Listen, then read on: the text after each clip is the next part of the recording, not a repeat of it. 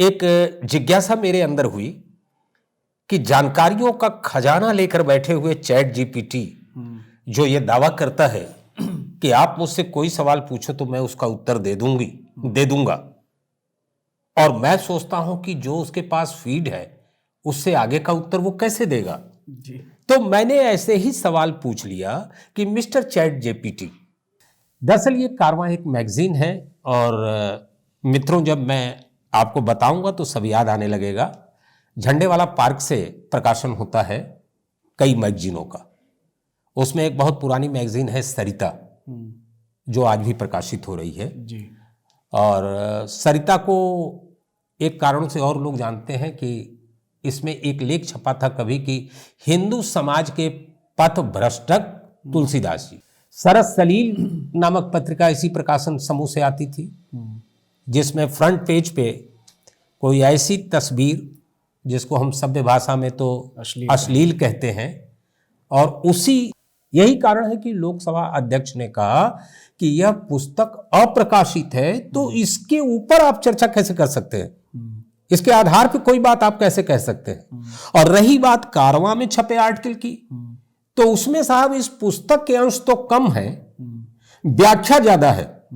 व्याख्या का मतलब यह हो गया कि उस आर्टिकल को जिस लेखक ने लिखा है उसने अपने विचारों की बात की है कि हम क्या समझते हैं इसका अर्थ, जिसको राहुल गांधी पूरा का पूरा नहीं पढ़ पाए कानूनी व्यवधानों के चलते।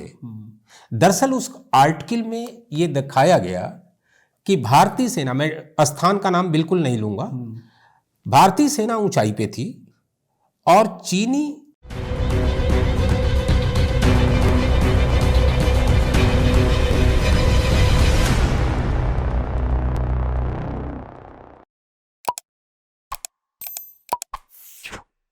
जय हिंद, वंदे मातरम। एक्सपोज टाइम्स में आपका स्वागत है। मैं हूं मुनीश श्रीवास्तव। आज का विषय है, हम चर्चा कर रहे हैं राहुल गांधी के एक बयान पे, जिसको लेके संसद से लेके सड़कों तक विवाद फैला हुआ है।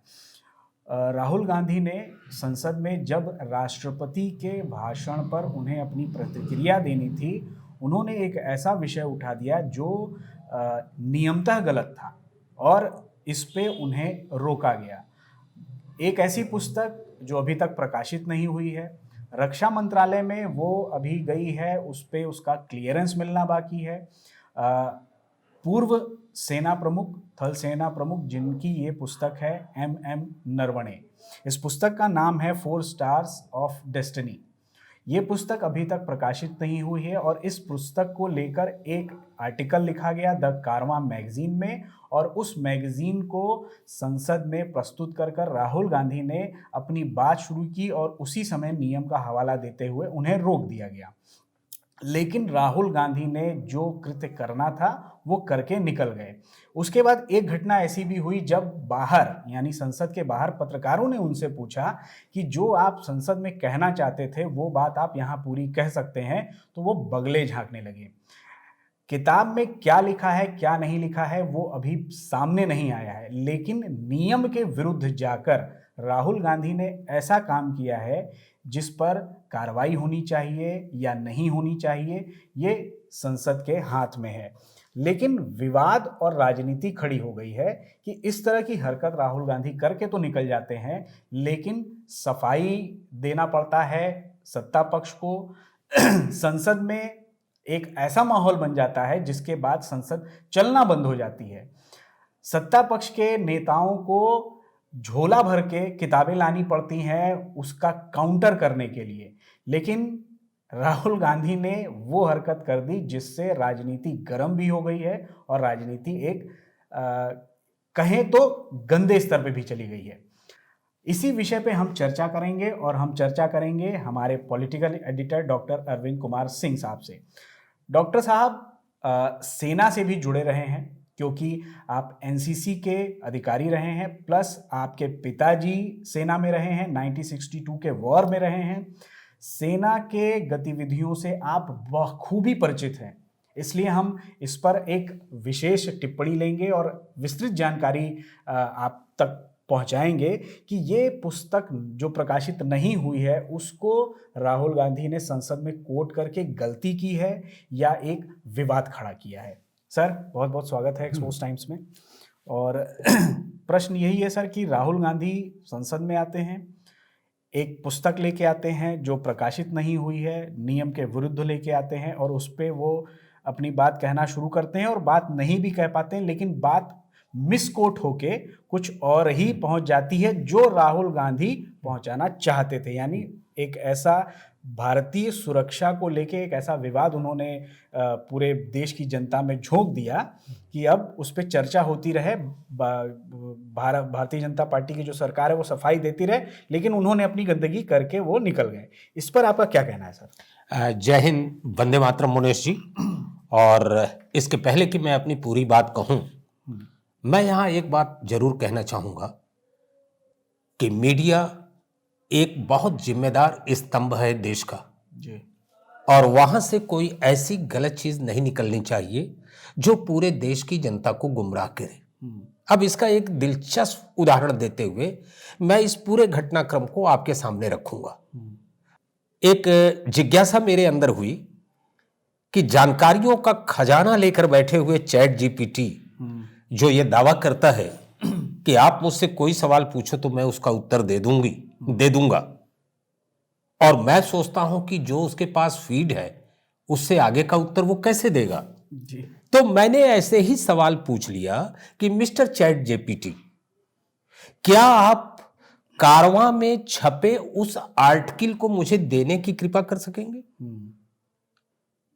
मैं जानना चाहता था कि आखिर कारवां में जो आर्टिकल छपा है उसमें है क्या। अब यहां से बात बहुत दिलचस्प होती है। चैट जीपीटी कहता है कि क्षमा कीजिएगा, उसे हम आपको नहीं दे सकते, लेकिन आप कहें तो मैं उसका सारांश आपको बता सकता हूं। तो मैंने अगला सवाल किया कि आपको जब वो पुस्तक नहीं प्राप्त, आपको वो आर्टिकल नहीं प्राप्त, तो आप सारांश कैसे दे देंगे मुझको? तो चैट जीपीटी का जवाब वही है जो आज पूरे देश में हो रहा है। चैट जीपीटी ने कहा कि क्षमा कीजिएगा, वो पुस्तक नहीं है मेरे पास, लेकिन सोशल मीडिया पे जो कुछ है उसके माध्यम से हम आपको उसका सारांश दे सकता हूं। मतलब ऑथेंटिक जानकारी वहां भी नहीं है। नहीं। तो मैंने कहा कि तो क्षमा कीजिएगा, इस तरह की जानकारी को लेने के लिए मैं उत्सुक नहीं हूं। अब यहां से आइए बिंदुवार कुछ चीजों को हम समझते चले। जैसा कि मैंने कहा कि हमारा फर्ज बनता है कि मैं लोगों को सही जानकारी दूं। जी। सबसे पहली चीज कि जनरल नरवणे ने जो पुस्तक लिखी, क्या वो प्रकाशित है या नहीं है? इसको जानने के लिए जरूरी है कि पहले रक्षा मंत्रालय के उस नियमावली को जाना जाए, जिसके तहत सेना का कोई व्यक्ति अगर किताब लिखता है तो उसके प्रकाशित या अप्रकाशित होने के पीछे क्या नियमावली है। जी। 4 वर्षों तक अपनी नौकरी से रिटायरमेंट होने के बाद कोई व्यक्ति किसी पुस्तक को बाजार में ला सकता है। 4 वर्ष के पहले वो नहीं आएगा, उसे अनुमति लेनी पड़ेगी रक्षा मंत्रालय से। जी। अब सवाल ये उठता है कि ऐसा क्यों? जाहिर सी बात है कि बहुत से ऐसे सामरिक ठिकानों का जिक्र हो सकता है, ऐसे टैक्टिक्स का जिक्र हो सकता है, ऐसे तकनीक का जिक्र हो सकता है उस किताब में जो दुश्मन को फायदा पहुंचाए। जी बिल्कुल। लिहाजा 4 साल तक रक्षा मंत्रालय रुकना पसंद करता है। हो सकता है 4 साल तक में वो सारी तकनीक्स बदल चुकी हो और भी चीजें हो चुकी हैं। तो इस आधार पर जनरल नरवणे ने जब इस पुस्तक को लिख के अनुमति मांगी रक्षा मंत्रालय से, तो सच यह है कि वो अनुमति आज तक नहीं मिली हुई है। ये नंबर 1, इस पॉइंट को समझना चाहिए। अब अगर कोई व्यक्ति कहता है कि साहब ये प्रकाशित पुस्तक है और संसद के बाहर उसे दिखाता है, जैसे प्रतिपक्ष के नेता, तो जाहिर सी बात है कि नियमावली के अंतर्गत वह गैर कानूनी है। जी। जिस भी प्रकाशक ने उसे छापा है, जाहिर सी बात है कि बिना रक्षा मंत्रालय के अनुमति मिले वो पुस्तक छापी गई। अगर वह पुस्तक नेता प्रतिपक्ष के हाथ में है तो अभी आई डोंट नो उस किताब में क्या है, क्योंकि संसद के अंदर तो नेता प्रतिपक्ष सिर्फ उसका कवर पेज दिखा रहे थे। संसद के बाहर पूरी किताब लेके आ गए, वो संसद ने दिखा दिए होते पूरी किताब। जी जी जी। उनको भी मालूम था कि यह कानूनी रूप से हमारे लिए मुसीबत का बायस बन सकता है, इसलिए बड़ी सफाई से संसद के बाहर किताब दिखाई गई और अभी भी उसके ऊपर खुलकर बोलने से वो डर रहे हैं क्योंकि कार्रवाई हो जाएगी। आप संसद में नहीं बोले, नहीं बोलने दिया गया, अगर आपके शब्दों में कहा जाए तो संसद के बाहर किसने रोका था आपको? लेकिन आपने तो खुलासा बाहर भी नहीं किया। ये चीज फिर यहां स्पष्ट करूं, किताब अप्रकाशित है, रक्षा मंत्रालय की अभी मंजूरी नहीं मिली हुई है। अब यहां से एक सवाल और उठता है कि जब यह अप्रकाशित किताब है तो यह कारवां मैगजीन तक उस किताब का अंश कैसे पहुंच गया? तो यहां ख्याल कीजिए कि इस पूरे प्रकरण में 3 पार्टियां हैं। पहला प्रकाशक है, पहला जनरल नरवणे है, दूसरा प्रकाशक है और तीसरा वह लेखक है जो कारवां मैगजीन के माध्यम से उस आर्टिकल को छापता है। वो पत्रकार है, पत्रकार कह लीजिए। अब सवाल यह उठता है कि इसमें सबसे ज्यादा फायदा किसको है? क्योंकि उसे मालूम है कि रक्षा मंत्रालय की तरफ से अनुमति नहीं मिल रही है, तो छटपटाहट तो होगी कि हमने किताब किस लिए लिखी थी, इसलिए कि लोग जाने। और इतना तो तय है कि सही सपाट रूप में तो किताब नहीं लिखी गई होगी, वरना किताब लिखने की क्या जरूरत थी? एक ऐसी छटपटाहट थी कि जब तक हम सर्विस में हैं तब तक सर्विस के नियम कानूनों से बंधे हैं। अगर उस समय कार्रवाई करेंगे तो साहब हमारे ऊपर कार्रवाई हो जाएगी, लिहाजा अब रिटायर हो गए, अब किताब लिख सकते हैं। लेकिन फिर भी उस किताब के अंदर वह खाली सही सपाट बात है तो उस समय भी कह सकते थे जब वो स्थल सेनाध्यक्ष थे। तो जाहिर सी बात है कुछ तो है जी। अब उसका फायदा कौन किस तरह से उठाएगा, क्या करेगा, वो अलग बात है। लेकिन मैं समझता हूं कि पहले 2 बिंदु पे सिर्फ 2 ही व्यक्ति हैं। मैं तर्क से बातें कर रहा हूं, मैं इल्जाम नहीं लगा रहा हूं किसी के ऊपर। सारी मूल प्रति और किताब जनरल नरवणे की है। क्या यह संभव है कि जनरल नरवणे की तरफ से वो अंश लीक किए गए? दूसरा, उस पब्लिशर के पास वो पांडुलिपि पड़ी हुई है पूरी, क्या वह पब्लिशर ने उसको निकाल बाहर कर दिया? तीसरा, सिर्फ पैसा देकर डिमांड कर सकता है प्रकाशक को कि यार कुछ दे दो। अब इसको यहीं छोड़िए, इसी 3 में से किसी के द्वारा वो गई होगी। जाहिर सी बात है लेखक ने तो पा लिया उसको, तभी तो कारवां में छाप दिया। अब एक और सवाल, ये कारवां क्या सर है? लेखक आप इसलिए लेखक शब्द मत इस्तेमाल कीजिए, नहीं तो नरवणे के तरफ इशारा जाएगा। नहीं, बिल्कुल मुनीश, बहुत सही जगह आपने कहा। मेरा लेखक से आशय जिसने कारवां में आर्टिकल छापा है उस व्यक्ति से, लिखा तो वही है, किताब लिखा है, आर्टिकल उसने लिखा है, किताब नरवणे ने लिखी है। तो मैं किताब लिखने वाले की बात नहीं कर रहा हूं, उस लेखक को कि उसने प्राप्त कैसे किया। ये मुश्किल काम नहीं है। पुलिस को इस साधारण से काम पे भी लगाया जाए तो मुझे लगता है 10 मिनट में पता चल वो आर्टिकल लिखने वाले भाई साहब बता देंगे कि ये कहाँ से मिला। लेकिन ये वो भी नियम था गलत, गैर कानूनी है। कार्रवाई तो हो ही जाएगी, कार्रवाई की जद में तो सभी लोग हैं, लेकिन फिर वही कहते हैं ना कि साहब अवसर देख के कार्रवाई होती है।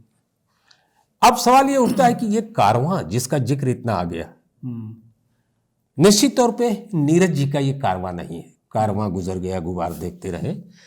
दरअसल ये कारवां एक मैगजीन है और मित्रों जब मैं आपको बताऊंगा तो सब याद आने लगेगा। झंडेवाला पार्क से प्रकाशन होता है कई मैगजीनों का, उसमें एक बहुत पुरानी मैगजीन है सरिता, जो आज भी प्रकाशित हो रही है जी। और सरिता को एक कारण से और लोग जानते हैं कि इसमें एक लेख छपा था कभी कि हिंदू समाज के पथ भ्रष्टक तुलसीदास जी, तो बड़ी हाईलाइट हो गई थी सरिता।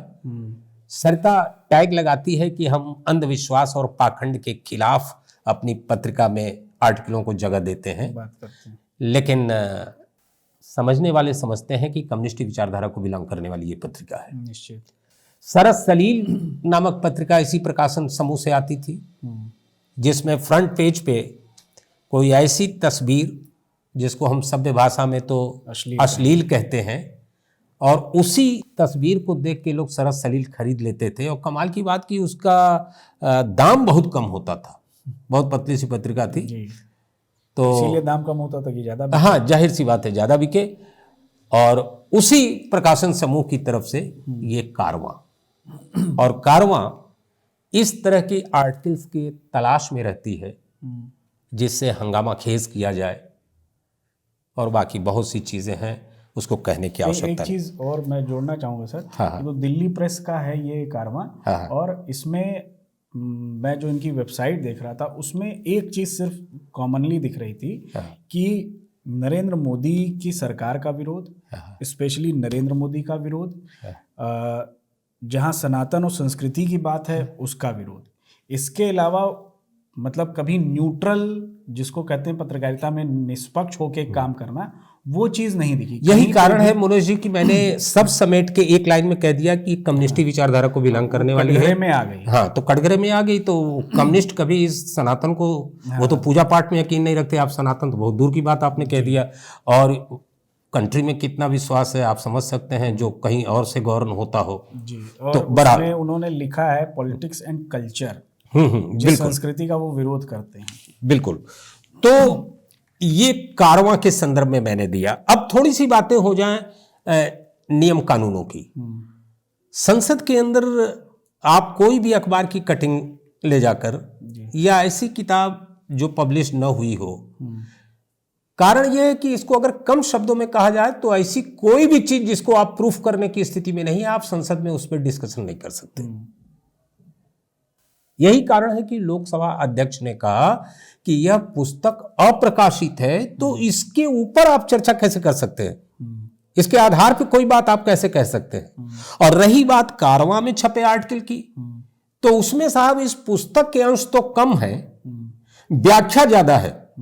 व्याख्या का मतलब यह हो गया कि उस आर्टिकल को जिस लेखक ने लिखा है उसने अपने विचारों की बात की है कि हम क्या समझते हैं इसका अर्थ, हम इसको किस रूप में देखते हैं। अब एक चीज और है सर, उसमें संसद में जो मेरी जानकारी है, अगर मेरी जानकारी गलत नहीं है, तो संसद में प्रेस से रिलेटेड यानी मीडिया से रिलेटेड आर्टिकल और इनका भी प्रस्तुतिकरण समाचारों का नहीं होता है, उसको आधार शायद नहीं बनाया जाता है, अगर मैं गलत नहीं हूं तो। नहीं, बिल्कुल सही कह रहे हैं। वहां पे उनसे कहा भी गया कि आर्टिकल के का बेस क्या है। हाँ हाँ जी, वो बुक दिखाइए तो। और इससे आगे की बात मैं बता रहा हूं, आज भी अगर आप कोर्ट में चले जाए, आप तो लोकसभा की बात कर रहे हैं, कोर्ट में अखबार की कटिंग एविडेंस नहीं होती जी। ये साधारण व्यक्ति से भी पूछेगा तो बताएगा। अब सवाल ये उठता है कि सारे गेम के अंदर सत्ता और विपक्ष दोनों का गोल पोस्ट कहां है। जाहिर सी बात है कि बहुत तेजी से देश में कुछ घटनाएं हुई, जैसे एक यूजीसी का प्रकरण आया जिसमें सवर्ण और एससी एसटी और बैकवर्ड क्लास जो है आमने सामने आके खड़े हुए। जबकि ये अलग बात है कि सुप्रीम कोर्ट ने ही गवर्नमेंट से कहा था कि साहब इसमें संशोधन करके इसका नया वर्जन दीजिए आप। उसी के साथ बहुत तेजी से ये ट्रंप के द्वारा जो है 18% पे टैरिफ लिया दिया गया। तो जाहिर सी बात है कि अगर प्राइम मिनिस्टर खड़े होते लोकसभा के अंदर तो ये उपलब्धियां गिनाते, और साहब प्रतिपक्ष कैसे चाहेगा कि सरकार की उपलब्धियां जन जन तक इस अंदाज में पहुंच जाए कि वो हीरो हो जाए, उसको लोग चाहने लगे। अब उसको काउंटर करने का क्या तरीका है? काउंटर करने का तरीका है कि ऐसा गतिरोध आप खड़ा कर दें जिसके ऊपर बात आगे बढ़े ही ना। और ये तभी हो सकता है जब कोई गैर कानूनी स्थिति पैदा कर दी जाए।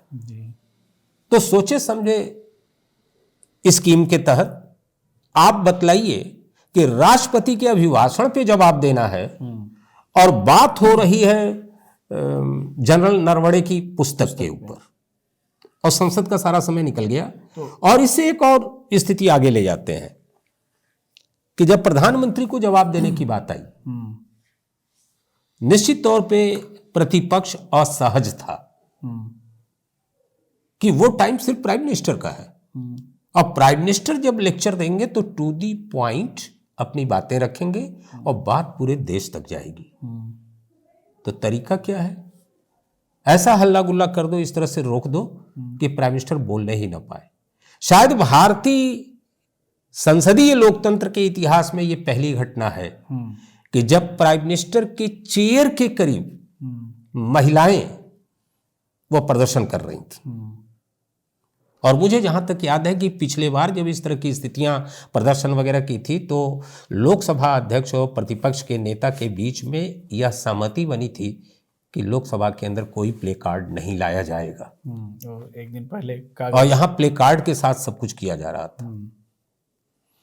अब मैं इसको तो सर सिक्योरिटी इसको क्यों नहीं, मैं उसे दूसरे रूप में देखना चाहता हूं कि अगर प्राइम मिनिस्टर आ जाते, एक हाइपोथेटिकल है, हो भी सकता था, नहीं भी हो सकता था, अगर प्राइम मिनिस्टर आ जाते और महिलाओं के उस प्रदर्शन के बीच कोई तख्ती फेंक देता, प्राइम मिनिस्टर को चोट लग जाती, तो आप जरा कल्पना कीजिए कि देश की मीडिया में यह समाचार क्या बनता।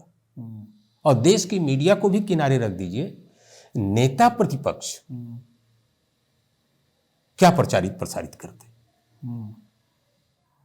यही कारण है कि प्रधानमंत्री ने यह अवसर ही नहीं आने दिया कि मेरी बात अगर लोकसभा से नहीं होगी तो राज्यसभा से तो वही बातें हो जाएंगी और शायद उसमें यह घटना भी अब समाहित हो जाएगी। और मैं जहां समझता हूं कि हम लोग जिस समय रिकॉर्डिंग कर रहे हैं इसके बस 1-2 घंटे के बाद राज्यसभा में यह होना है। मुझे याद नहीं आता कि कभी इस देश के अंदर 10 सालों के अंदर कोई ऐसा वक्त आया हो सकता है मैं गलत हूं तो मुझे ठीक करेंगे, कि नेता प्रतिपक्ष राष्ट्रहित में किए गए कार्यों के साथ कभी खड़े हुए हो।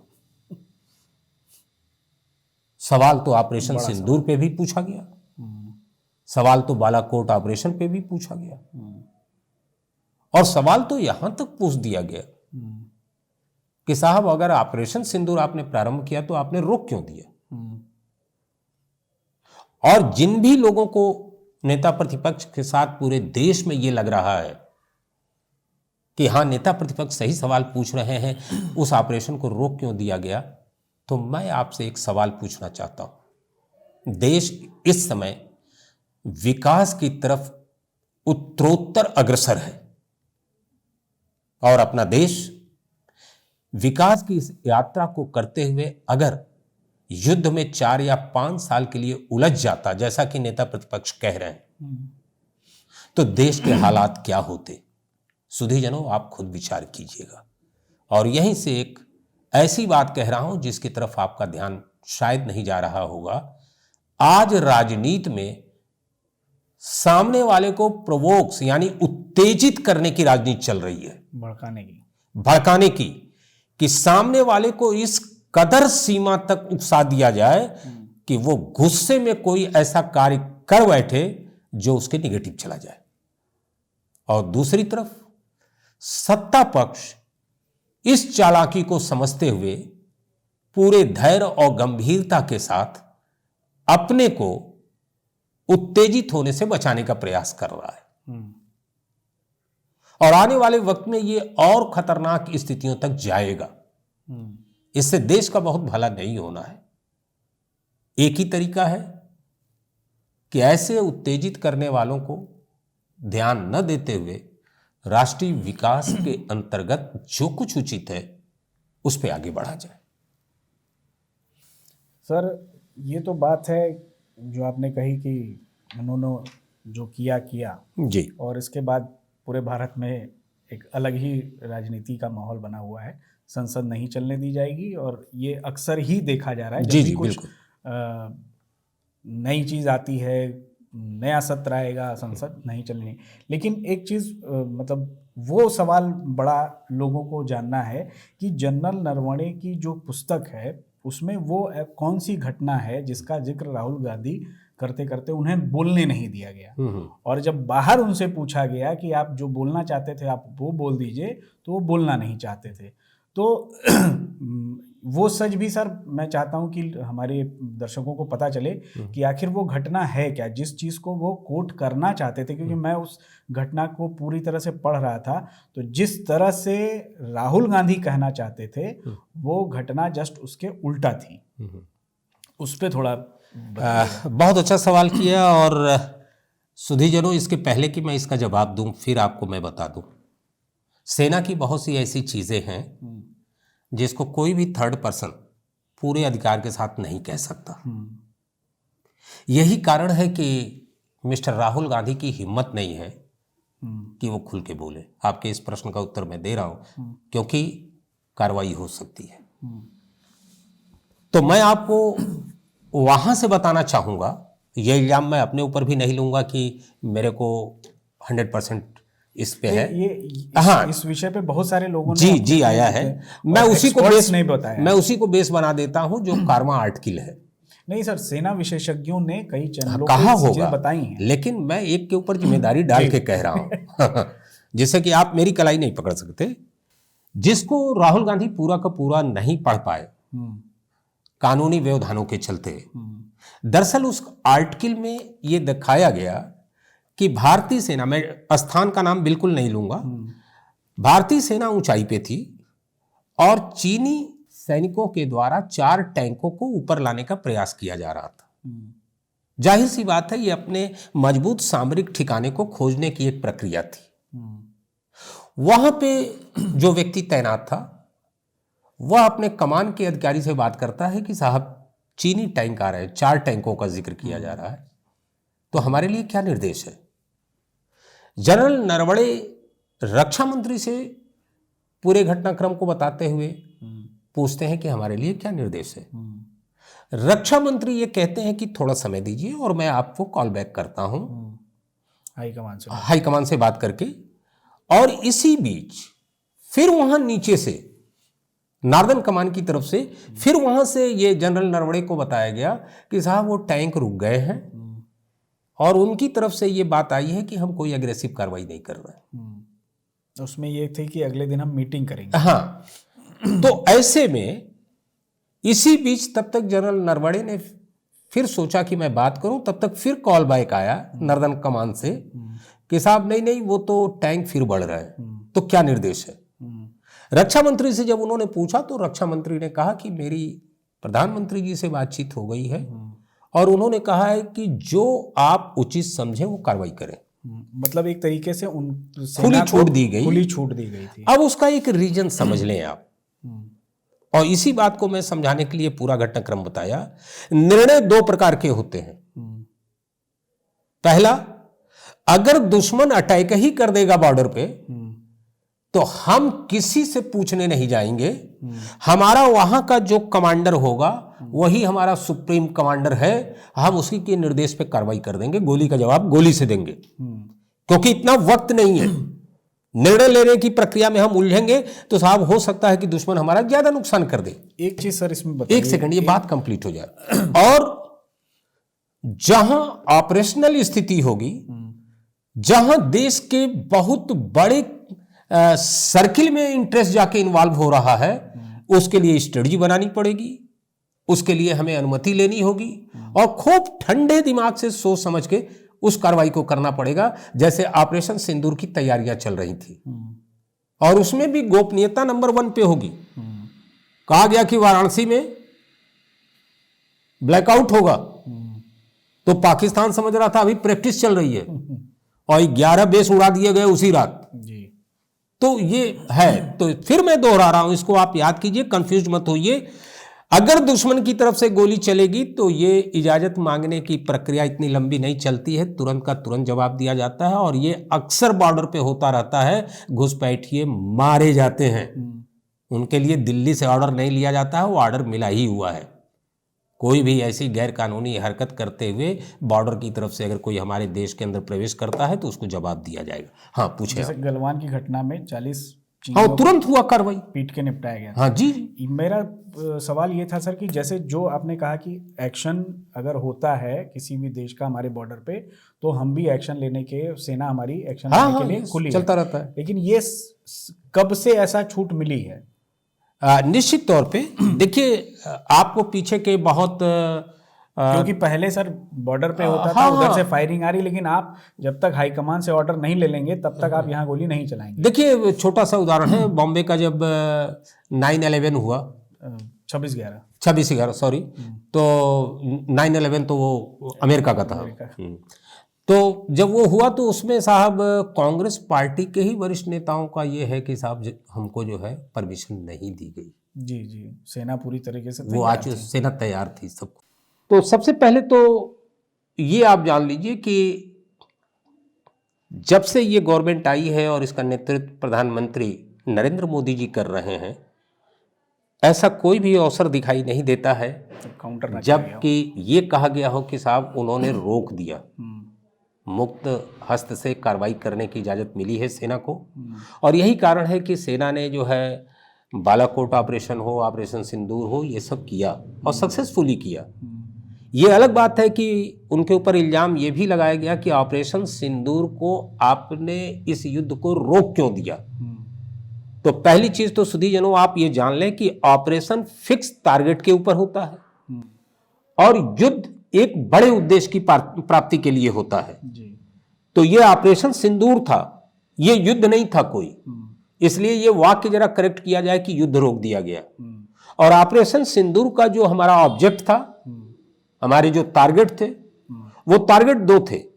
पहला टारगेट था कि आतंकवादी ठिकानों को नष्ट किया जाए, और आतंकवादी ठिकानों को जब हम नष्ट करेंगे तो उधर से पाकिस्तान की सेना इसका जवाब देगी।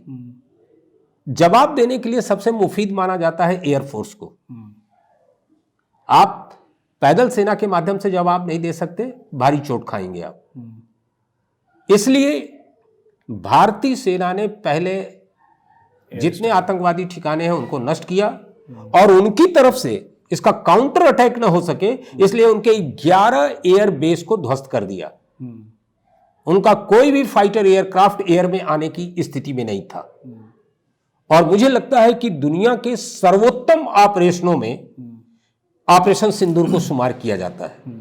ये तो विश्व के बहुत सारे जो मिलिट्री एक्सपर्ट्स हैं वो कह रहे हैं। तो बिल्कुल बताएंगे, वो कह रहे हैं। और दूसरे, अगर बेहतरीन ऑपरेशंस को अंजाम देने की स्थिति में गिना जाए तो इजराइल को नंबर 1 पे रखा जाता है, जिसने कि वो दुश्मन देश के जेलों से अपने आदमियों को निकाल लिया। ये बहुत बड़ी बात है कि किसी कंट्री में घुस के और बिना कोई कैजुअलिटी हुए इसको कर लिया जाए। इसलिए बहुत एग्रेसिव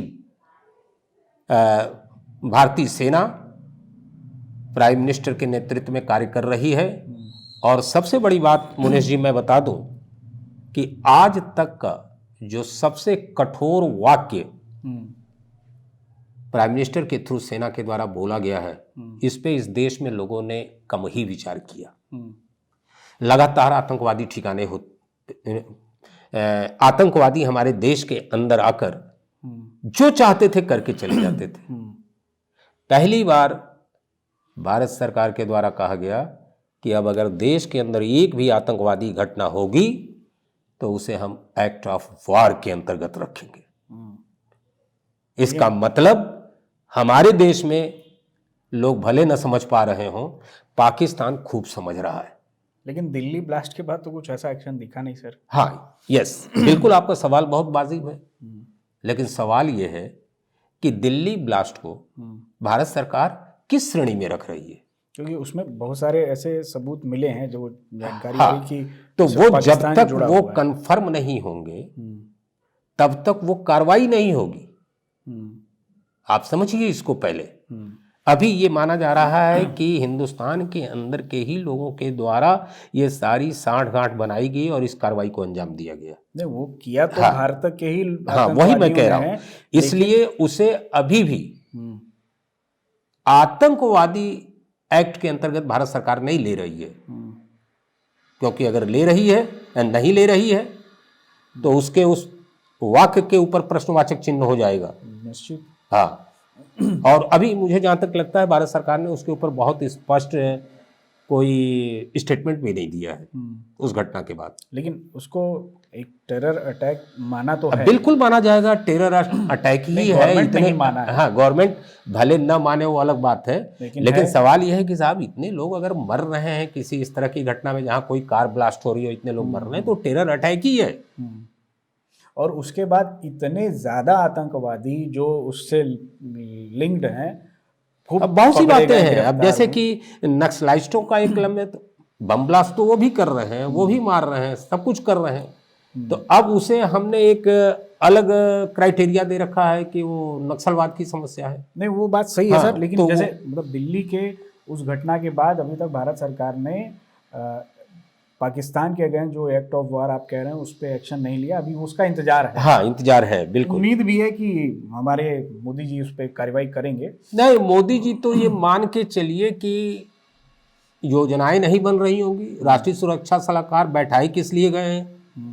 बाकायदा वो सारी चूड़ी और बाकी चीजें कस के वो लोग बैठे हुए हैं।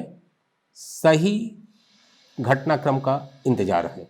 तो बलूचिस्तान तो वो काम नहीं ना कर रहा है। अब ये आप तो ऐसे भी पूछ सकते हैं मुझसे कि भाई अननोन गनमैन कौन है जो पाकिस्तान में मार रहे हैं, से काम हो रहा है। और लेकिन ठीक है, ये शब्द अच्छा लगता है, अननोन गनमैन। कहीं ना कहीं अभी देखिए 2-3 दिनों से बलूचिस्तान एक हफ्ते से एक्टिव है और भयानक एक्टिव है। अब थोड़ा थोक में मार रहा है, पहले इक्का दुक्का मार रहा था, लेकिन अब 200-250 की संख्या आ रही है कि पाकिस्तानी सैनिक मारे गए। जी।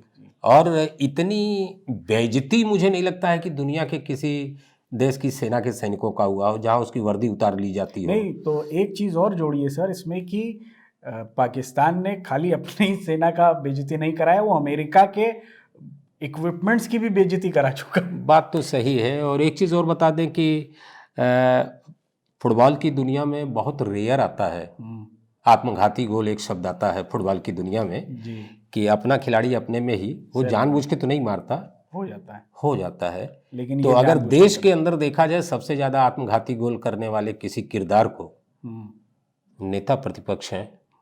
अभी भी उनको कुछ बेहतर रास्ते पे निकलना चाहिए और देश की समृद्धि की तरफ जाना चाहिए। मेरा मानना है सर, राहुल गांधी को हम मतलब उनका विरोध करने वाले या कांग्रेस का समर्थन नहीं करने वाले अगर राहुल गांधी को पप्पू कहते हैं, जो जिस तरह से उनको समझा जाता है बालक बुद्धि ये, लेकिन मुझे नहीं लगता है कि वो बालक बुद्धि है, क्योंकि वो इतने शातिर भाई जो दिमाग का आदमी है कि वो कुछ ऐसा करके संसद से समाज में फैला के चला जाएगा जिसका जो रायता फैला दिया जाता है और उसको समेटने में काफ़ी ज़्यादा समय निकल जाता है सत्ता पक्ष का। मुनीष जी, सिर्फ एक वाक्य, बदनाम होंगे तो क्या नाम ना होगा।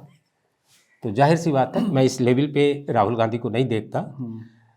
दरअसल सत्ता की भूख ही ऐसी है कि विगत अगर आप चले जाए 1947 से आज तक, तो साहब इस सत्ता के लिए तो हत्याएं हुई हैं। मैं उसका खुलासा यहाँ नहीं करना चाहूँगा। मैक्सिमम समय जिस पार्टी का रहा है उसने कितने कितने लोगों की हत्याएं कराई। ललित नारायण मिश्र, बिहार, नागरवाला, ये सब रहस्य आज भी मिस्ट्री है। उन लोगों की हत्याएं क्यों हो गई? ललित नारायण मिश्र तो बम ब्लास्ट में उड़ा दिए गए। तो राहुल गांधी की बस एक ही परेशानी है कि जिस पार्टी को बिलोंग कर रहे हैं वो लंबे समय तक सत्ता में नहीं है। और दूसरा, जब आप किसी के ऊपर कार्रवाई नहीं करते हैं तो उसे ये भ्रम पैदा होता है कि मैं कानून के ऊपर हूं। और मुझे ऐसा लग रहा है कि जैसा मैंने एक शब्द कहा उसे फिर दोहरा रहा हूं, सामने वाले को उत्तेजित करने की राजनीति इस समय चल रही है। चाहे माँ की गाली दे के उत्तेजित किया जाए, चाहे अप्रकाशित पुस्तक नरवड़े की पुस्तक के अंश को लेके संसद में हंगामा खड़ा कर दिया जाए, ये सब इसलिए प्रवोक किया जा रहा है, उत्तेजित किया जा रहा है कि सामने वाला गुस्से में कुछ उल्टा सीधा कर दे। लेकिन सामने वाला, मुझे ऐसा लग रहा है कि उनसे ज़्यादा कुशल खिलाड़ी है। वो उत्तेजित होने से अपने को बचा रहा है और इनको टोटल कार्रवाई करने दे रहा है जिससे टोटल एक्सपोज हो जाए देश के सामने। और उसके बाद इसी को हम स्पोर्ट्स की दुनिया में आत्मघाती गोल कहते हैं। अब सर राहुल गांधी का कदम कितना आत्मघाती होगा या कितना इस समय वर्तमान में कितना सीट है कांग्रेस का? 100 के आसपास। तो यहाँ तक तो आ ही गया। अब कितना आप चाहते हैं? गोल करके बिल्कुल नहीं तो, लेकिन 24 में इन्होंने एक ऐसा बितंडा खड़ा किया जिसका नुकसान भाजपा को तगड़ा हुआ है। एक चीज बताएं मनोज जी, आपने कभी ख्याल किया है कि संसद में शपथ दिलाई जाती है, सेना का अधिकारी शपथ लेता है, कोर्ट में आप चले जाइए तो आप पहला ही वाक्य यहाँ से शुरू हो जाता है, जो कहूँगा सच कहूँगा और सच के सिवा कुछ नहीं कहूँगा। और ये अलग बात है कि जिंदगी भर झूठ ही बोलते। अब आप जरा सोचिए कि लोकतांत्रिक देश की इस व्यवस्था में कोई व्यक्ति किसी पॉलिटिकल पार्टी के लिए कह दे कि वो संविधान ही बदल देंगे, उसके बाद भी वो पॉलिटिकल पार्टी सत्ता में आके 5 साल शासन करती है, संविधान नहीं बदला जाता है, लेकिन फिर भी वो नेता प्रतिपक्ष अब ये जवाब नहीं देता है कि वो क्या हुआ तुम्हारे कहने का। ऐसे उठा के आप देखें तो कितने बड़े बड़े झूठ इस देश में बोले गए। कहा गया कि साहब सारे मुसलमान देश से निकाल दिए जाएंगे, जो अधिकार मिल रहा है उस अधिकार में मुसलमान निकाले जाएंगे और जो बाकी अल्पसंख्यक है उनको बुला लिया जाएगा। शाहीन बाग के ऊपर 3-3, 4-4 महीने तक का आंदोलन हो जाता है। सुप्रीम कोर्ट के, क्षमा करेंगे अगर सुप्रीम कोर्ट मेरी बात सुन रहे हैं, प्रतिनिधि आके हाथ जोड़ के आंदोलन समाप्त करने के लिए कहते हैं, और सब कुछ झूठ के ऊपर आधारित इमारत। और उन झूठ बोलने वालों को आज तक कुछ नहीं हुआ, थोड़ा फायदा कमा लिया उन्होंने। इसी तरह राजनीति चल रही है। तो राजनीति का ये रूप देख के हम कैसे कल्पना करें कि देश का भविष्य ये लोग बहुत ऊंचा जाने देंगे। होना तो ये चाहिए कि जहां देश विकास की बात कर रहा है, जहां सही बात है, वहां सबको एक साथ खड़े होना चाहिए जी। तो ये उचित नहीं है। लोकसभा चर्चा के लिए है, लोकसभा किसी की पुस्तक पे परिचर्चा के लिए नहीं।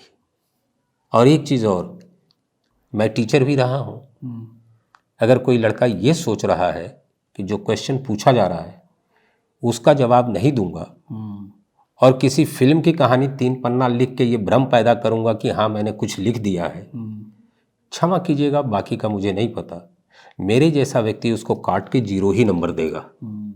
लेकिन यहाँ राजनीति में लोगों को ये लग रहा है कि इस तरह की उल्टी सीधी बात कह के हमें 10 में 10 नंबर मिल जाएगा। मतलब ये है साफ सर कि राहुल गांधी को ये लगता है कि जो मैंने याद किया है, मैं किसी भी सब्जेक्ट का प्रश्न होगा उत्तर वही मैं हाँ ठीक है, कर रहे हैं, ठीक है, वो अपने पॉलिटिकल उससे कर रहे हैं, मैं उनके उस पर कोई सवाल नहीं उठा रहा हूँ।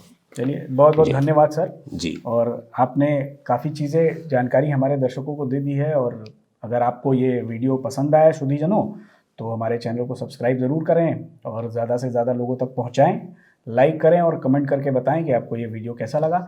मिलते हैं जल्दी किसी और विषय के साथ, तब तक के लिए धन्यवाद, नमस्कार, जय हिंद।